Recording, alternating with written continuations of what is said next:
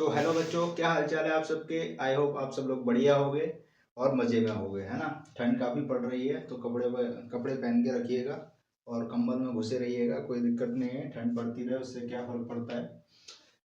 तो इस चैनल पर ये मेरी पहली वीडियो है क्लास 9th वाले बच्चों के लिए, है ना। क्योंकि क्लास 10th के बच्चों के लिए तो मैं सीरीज चला ही रहा हूँ, है ना। उनके बोर्ड्स के एग्ज़ाम है आफ्टर 1 मंथ, इतना ही अराउंड टाइम बचा हुआ है। लेकिन मैंने सोचा साथ ही साथ मैं 9th क्लास के बच्चों के लिए भी कुछ वीडियोस रिकॉर्ड करूं, है ना। क्योंकि उनको भी एक अच्छा कंटेंट मिलना चाहिए, मुझे ऐसा लगा। तो मैंने ये 9th क्लास के लिए पहली वीडियो अपनी रिकॉर्ड कर रहा हूँ, यहाँ पर जो आप देख रहे हो। ठीक है, इसमें हम लोग क्या करने वाले हैं कि 9th क्लास के लिए मैं टॉपिक वाइज, जैसे कोई एक चैप्टर है तो उसके पर्टिकुलर टॉपिक या उस चैप्टर से कितने पॉसिबल क्वेश्चन हो सकते हैं ना, एग्जाम के लिए कितने क्वेश्चन पॉसिबल है, आ सकते हैं, किस किस टाइप के क्वेश्चंस बन सकते हैं, है ना। उस पर हम चर्चा करेंगे, उस पर हम डिस्कशन करेंगे, उसके की पॉइंट समझेंगे, क्वेश्चन के की पॉइंट समझेंगे और उसको आप फिर अपनी कॉपी में नोट करोगे एंड उसको ऑर्गेनाइज्ड वे में खुद से लिख कर देखोगे। ठीक है, ये तरीका रहेगा यहाँ पर इस वीडियो में डिस्कशन करने का। ठीक है, मैं यहाँ पर कुछ की पॉइंट्स आपको बता दिया करूंगा क्वेश्चन से रिलेटेड, उस क्वेश्चन को समझाऊंगा क्या है। ठीक है, एक तरह से वो टॉपिक भी हो जाएगा और क्वेश्चन भी हो जाएगा, दोनों ही बातें उसमें कंप्लीट हो जाएंगी आपकी। ठीक है, अगर वीडियोज आपको अच्छी लगे तो लाइक कमेंट शेयर तो करना ही है आपको, और चैनल को तुरंत की तुरंत सब्सक्राइब कर लेना है अपने लिए, ताकि नई वीडियो जो भी आए वो आपको तुरंत मिल सके। ठीक है, ये जो आपका चैप्टर है हिस्ट्री का, थर्ड चैप्टर है Nazism and the rise of Hitler.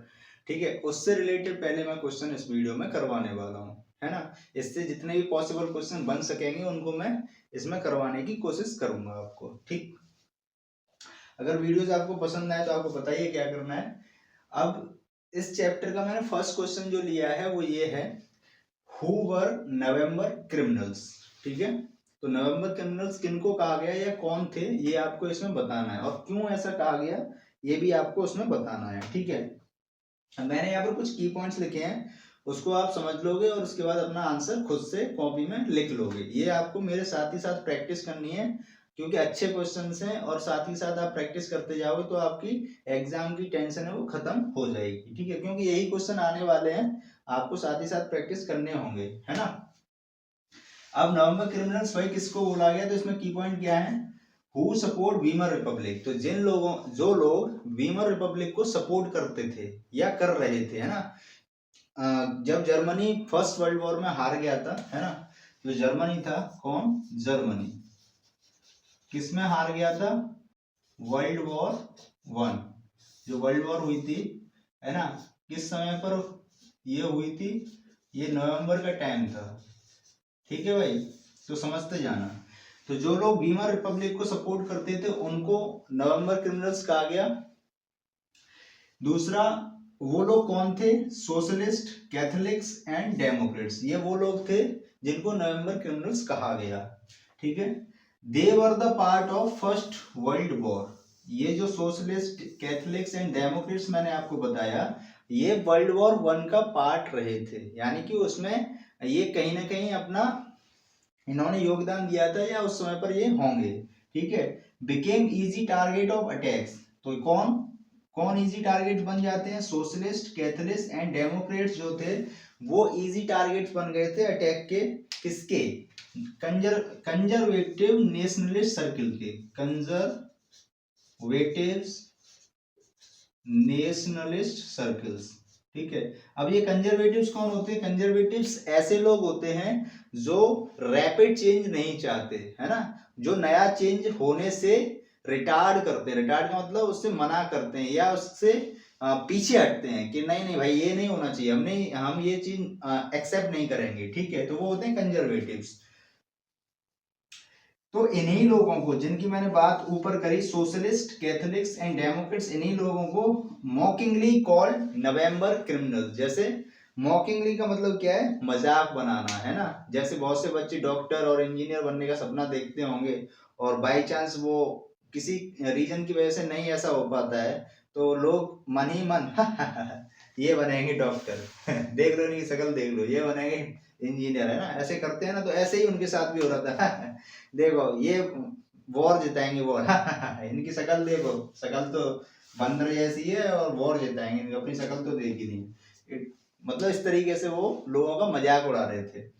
ठीक है, तो नवंबर क्रिमिनल्स कौन से आप बड़े अच्छे से समझ गए होंगे, वो लोग जो वर्ल्ड वॉर वन में कहीं ना कहीं शामिल थे, और वर्ल्ड वॉर वन क्योंकि जर्मनी हार गया था तो ऐसा माना गया था यही उसके जिम्मेदार है।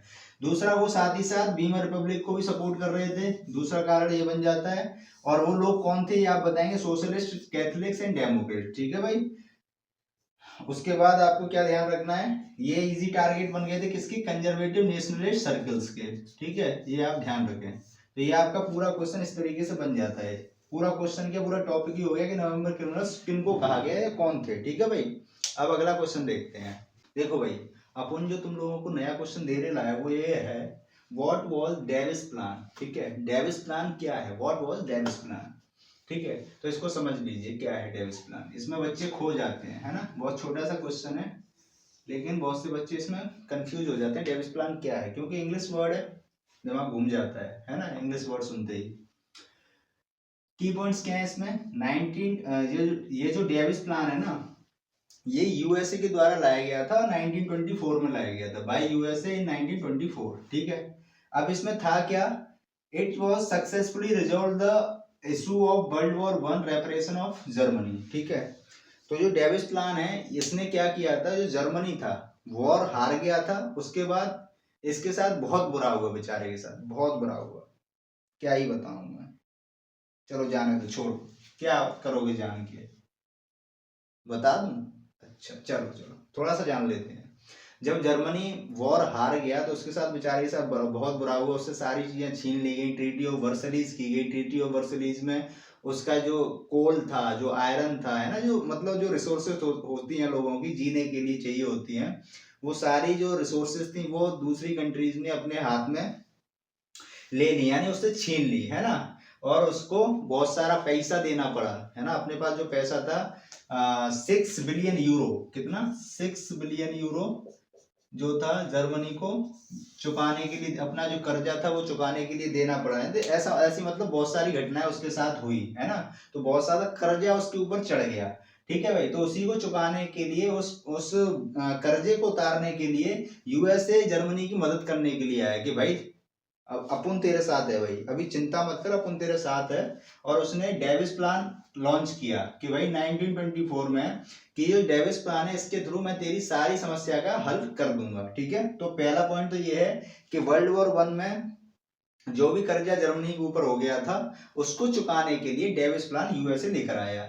फिर it ended crisis of world war one and treaty of Versailles. ठीक है, तो ट्रीटी ऑफ वर्सलीज में जो भी चीजें इससे चली गई थी जर्मनी से, और वर्ल्ड वॉर वन के दौरान जो भी इसने खोया था, है ना, उसका कैसे भी करके भरपाई कर रहे थे। Basic idea of plan was to make easier for Germany to pay reparation, और इसको बनाने का बेसिक आइडिया यही था कि कैसे भी करके जर्मनी का कर्ज उतारना है ना। तो कोई भी पर्सन किसी भी इंसान की मदद करने यूं ही तो नहीं आता, यूएसओ को भी कुछ ना कुछ लालच तो दिख रहा होगा, है ना, अगर मैं इसकी मदद करूंगा तो ये भी बदले में अपन उनकी मदद करेगा, है कि नहीं।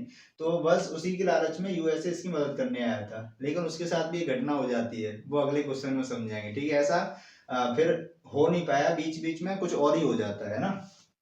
तो ये डेविस प्लान आप लोगों ने समझ लिया कि मोटे मोटे तौर पर समझें तो जर्मनी का कर्जा उतारने के लिए ये प्लान लाया गया था यूएसए के द्वारा। ठीक है, इस क्वेश्चन को अपनी कॉपी में आप लोग बढ़िया से लिखेंगे। ठीक, नेक्स्ट क्वेश्चन देख लेते हैं। तो चलो बड़ू लोग अगला क्वेश्चन समझते हैं। हाँ मजाक कर रहा हूँ भाई। चलो भाई, अब अगला क्वेश्चन समझ लेते हैं। What led to the start of Great Economic Depression of 1929? मतलब जो ग्रेट ग्रेट इकोनॉमिक डिप्रेशन आया था 1929 में, इसकी शुरुआत कैसे हुई और क्या वजह थी, क्यों हुआ ऐसा, है ना। डिप्रेशन का मीनिंग क्या होता है, जब मार्केट में मंदी आ जाए, मतलब सब कुछ धंधा पानी सब चौपट हो जाए, है ना, उसको बोलते हैं डिप्रेशन, इकोनॉमिक डिप्रेशन। ठीक है, तो ऐसा क्यों हुआ 1929 में, वो देखते हैं। वॉल स्ट्रीट क्रैश्ड इन 1929। वॉल स्ट्रीट एक्सचेंज, ये एक शेयर मार्केट हुआ करता था यूएसए का, किसका, यूएसए का। अभी पिछले वाले क्वेश्चन में मैंने बताया था कि यूएसए मदद करने आए थे डेविस प्लान बनाकर जर्मनी की कर्ज उतारने में, ठीक है। लेकिन ऐसा पूरी तरह हो नहीं पाया, उससे पहले ये आ गया, मंदी आ गई, यानी ग्रेट इकोनॉमिक डिप्रेशन हमें देखने को मिला, जिसकी वजह से वो प्लान भी फेल हो गया यूएसए का, ठीक है। तो जर्मनी पूरी तरह अपना कर्जा उतार नहीं पाया, है ना। तो क्यों हुआ? वॉल स्ट्रीट एक्सचेंज क्रैश्ड इन 1929, यानी जो शेयर मार्केट था उसका यूएसए का वो क्रैश हो जाता है, ठीक है। जिसके डर से कि मार्केट क्रैश हो गया, ओ माय गॉड अब क्या होगा, मेरा तो सारा पैसा चला गया, मैंने इतना सारा पैसा शेयर मार्केट में लगा रखा था, उसके डर से, है ना, उसके डर से लोगों ने क्या किया, जल्दी जल्दी अपने शेयर्स निकालना स्टार्ट किए, है ना। जितने में भी जा रहे थे उन्होंने, जैसे मान लो 500 का नोट है, अगर 100 रुपए में जा रहा है, जाने दो, ठीक है, 100 रुपए तो कम से कम आ रहे हैं। जैसे आप मान लो, जैसे अपने यहाँ पर नोटबंदी हुई थी, है ना, डिमोनेटाइजेशन हुआ था, तो उसमें क्या था, जैसे 500 के 1000 के नोट बंद किए गए थे, तो उसमें क्या था, जैसे लोगों को लग रहा था कि हमारे पैसे खराब नहीं हो जाएं, तो सोचो अगर किसी के पैसे खराब हो रहे हों और उसके 500 के 250 ही मिल जाए, तो उसे भी लगे यार ठीक है बच गए, कम से कम 250 तो मिल गया। तो वही सीन यहाँ पर हो रहा था, है ना, लोगों के साथ, कि कम से कम कुछ तो मिल जाएगा। तो इस चक्कर में लोगों ने अपने शेयर्स बेचना स्टार्ट कर दिया, ठीक है, सस्ते दामों पर, जैसे भी जो हो रहा था बेच दिया।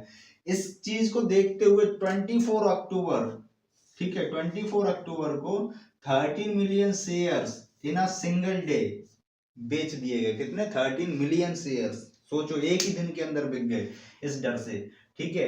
और यहीं से शुरुआत हुई ग्रेट इकोनॉमिक डिप्रेशन की, ठीक है भाई। मंदी की शुरुआत होती है, यानी कि सब चौपट हो जाता है, धंधे वंधे सब निकल लिए होते हैं अपने। जो यूएसए किसी टाइम पे बहुत बड़ा शेयर मार्केट हुआ करता था, वहां पर मंदी यानी कि धंधे चौपट हो जाते हैं, ठीक है भाई। इसी वजह से जर्मनी का कर्ज भी चुकते चुकते रह जाता है। तो मेरे भाइयों बहनों, ये मैंने अभी वीडियो करवाई है, तो मेरे भाई बहनों, इस वीडियो में मैंने आपको 3 क्वेश्चंस प्रैक्टिस करवाए हैं, यानी डिस्कशन करवाए हैं, ठीक है। अगर आपको मेरा डिस्कशन कराने का तरीका सही लग रहा हो, है ना, थोड़ा सा भी सही लग रहा हो, और आपके लिए थोड़ा सा इतू सा भी अगर हेल्पफुल हो, है ना, तो उसके लिए लाइक कर देना वीडियो को, कमेंट करके जरूर बताना कि कितना हेल्पफुल रहा आपके लिए, कैसा रहा, ठीक है। पहली वीडियो मैंने रिकॉर्ड करी है ऑनलाइन में, वैसे तो ऑफलाइन में मैं काफी टाइम से पढ़ा रहा हूँ, 8+ ईयर्स का एक्सपीरियंस हो गया मुझे पढ़ाते पढ़ाते। बट वहां पर बच्चे सामने बैठे होते हैं, उनसे डायरेक्ट इंटरेक्शन होता है।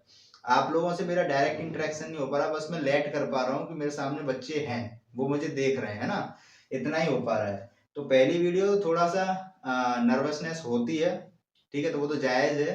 लेकिन धीरे धीरे जैसे जैसे वीडियोस आगे बढ़ती जाएंगी, आपको मेरी फ्लुएंसी देखने को मिलेगी, आप भी कहोगे कि हाँ पहली वीडियो में ये था, और अब जो वीडियोस आ रही हैं उनमें काफी फ्लुएंसी आ रही है, ठीक है। तो वो चीज आपको इम्प्रूवमेंट देखने को मिलेगी, उसके लिए मैं आपसे सॉरी कहता हूँ, माफ कर देना मुझे भाई, ठीक है। अगर मेरी कहीं पर भी मैं फंबल कर रहा हूँ तो वो नर्वसनेस की वजह से हो रहा होगा, बाकी कोई दिक्कत नहीं है, ठीक है।